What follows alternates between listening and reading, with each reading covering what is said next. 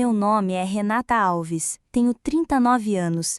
Descobri da forma mais amarga possível que a lealdade familiar tem limite quando a minha própria mãe se levantou em plena audiência de custódia contra meu ex-marido e me chamou de mãe inadequada. Meritíssimo, minha filha sempre foi instável, disse ela com aquela voz firme que parecia querer ecoar até na Praça da Sé. Senti cada palavra como uma facada. Ela continuou, sem pestanejar. Mal consegue manter um emprego, vive entrando e saindo de terapia, e, sinceramente, acredito que nem deveria ter a guarda do meu neto. Eu estava sentada à mesa do réu, usando um blazer azul marinho simples e uma blusa branca, meu cabelo castanho preso do mesmo jeito discreto de sempre, o mesmo penteado que carreguei por mais de 15 anos. A aliança, que finalmente tirei havia 6 meses, deixara uma marca pálida no meu dedo, como uma cicatriz que brilhava sob as luzes fortes do tribunal. Do outro lado do corredor, meu ex-marido, Eduardo Santana, exibia um sorriso presunçoso. Ao lado dele, seu caríssimo advogado balançava a cabeça em aprovação, como se tivessem ensaiado essa encenação. Claramente, era uma emboscada, e eles sabiam que a voz da minha mãe teria peso para qualquer juiz.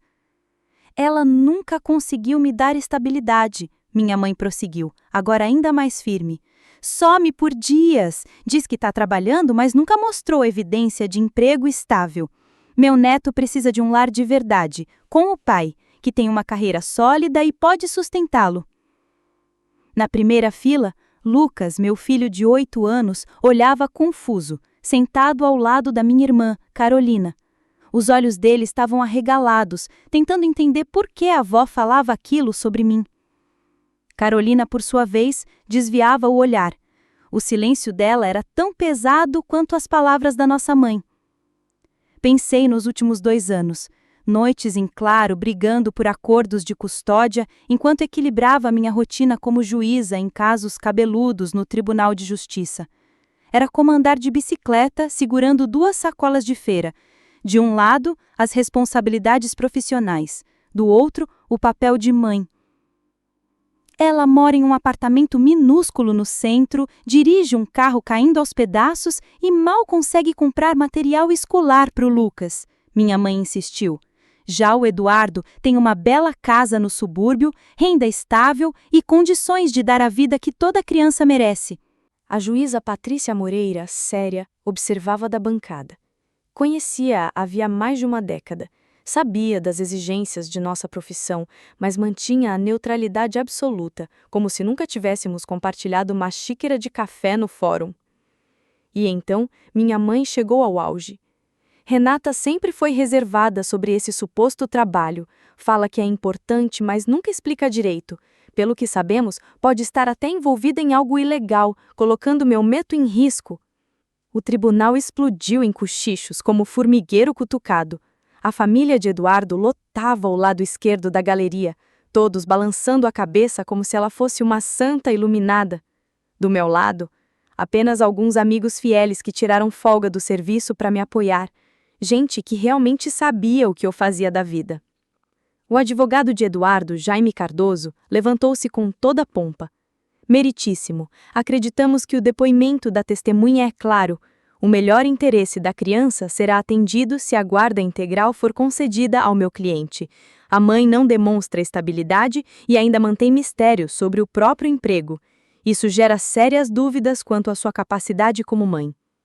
Cruzei as mãos sobre a mesa e permaneci em silêncio.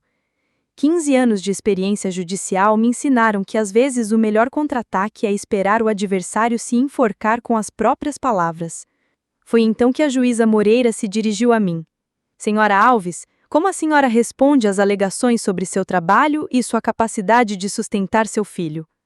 Levantei-me devagar, como quem se prepara para puxar a carta escondida na manga.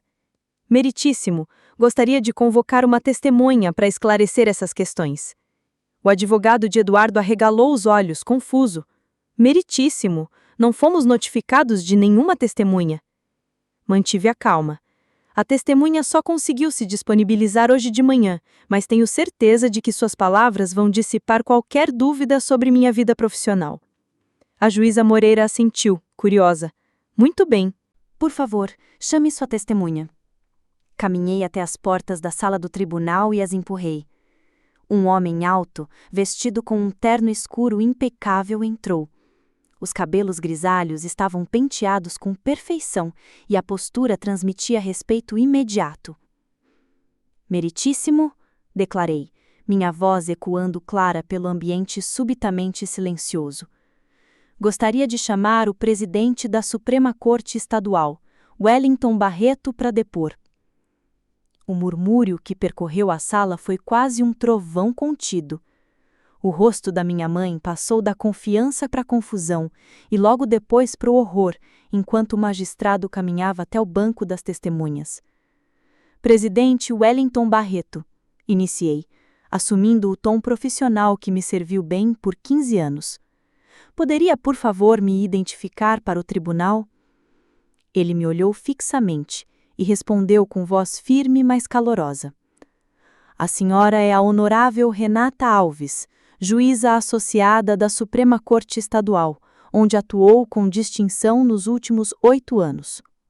O silêncio era tão denso que dava para ouvir o ar preso na garganta da minha mãe. O advogado de Eduardo Santana folheava papéis como quem procurasse uma saída de incêndio. E, desembargador-chefe Barreto, continuei, poderia descrever a natureza das minhas responsabilidades profissionais? A juíza Renata Alves preside alguns dos casos cíveis e criminais mais complexos do Estado, integra o painel de apelação em processos de pena de morte, comanda o Comitê de Ética Judicial e já redigiu diversas decisões históricas no campo do direito de família e da proteção da criança e do adolescente.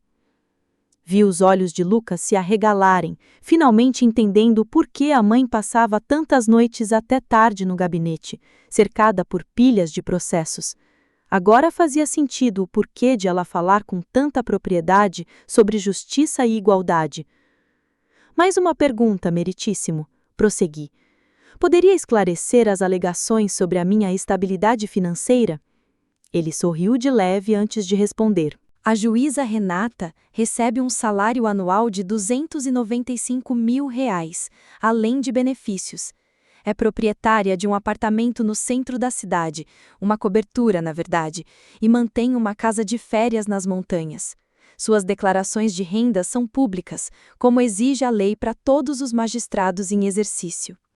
Virei-me para o banco onde minha mãe estava sentada, de boca aberta, vendo seu depoimento cuidadosamente armado se desfazer como castelo de areia na chuva. Meritíssimo, disse a juíza Patrícia Moreira.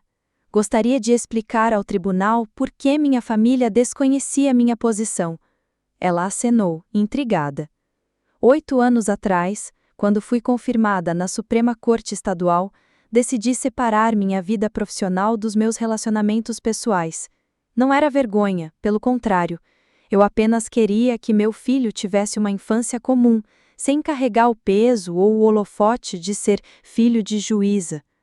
Olhei para Lucas, que me encarava com uma mistura de orgulho e surpresa. Escolhi viver de forma simples. Dirijo um carro prático, faço compras em lojas normais, nada de boutiques chiques. Eu queria que ele entendesse o valor do trabalho e da humildade, não que crescesse arrogante pela posição da mãe. Eduardo Santana me observava como se nunca tivesse me visto. Durante nosso casamento, ridicularizava meu suposto trabalho entediante no cartório, sem jamais se dar ao trabalho de perguntar de fato o que eu fazia. O motivo pelo qual muitas vezes fiquei ausente, continuei, é porque presidi casos que duraram semanas, às vezes meses. O motivo pelo qual não pude comparecer a tantos eventos escolares é porque estava redigindo decisões capazes de afetar milhares de famílias no estado. Nesse momento, o desembargador-chefe Barreto interveio. Se me permite acrescentar, meritíssimo, a juíza Renata Alves tem uma das mentes jurídicas mais brilhantes que já conheci em 30 anos de magistratura. Suas decisões foram confirmadas por tribunais federais e ela é reconhecida nacionalmente pelo trabalho no direito de família. Retornei ao meu assento, mas já não era a ré. Eu era o que sempre fui, uma juíza em exercício, com 15 anos de carreira, conhecida pela integridade e pela defesa intransigente de crianças e famílias.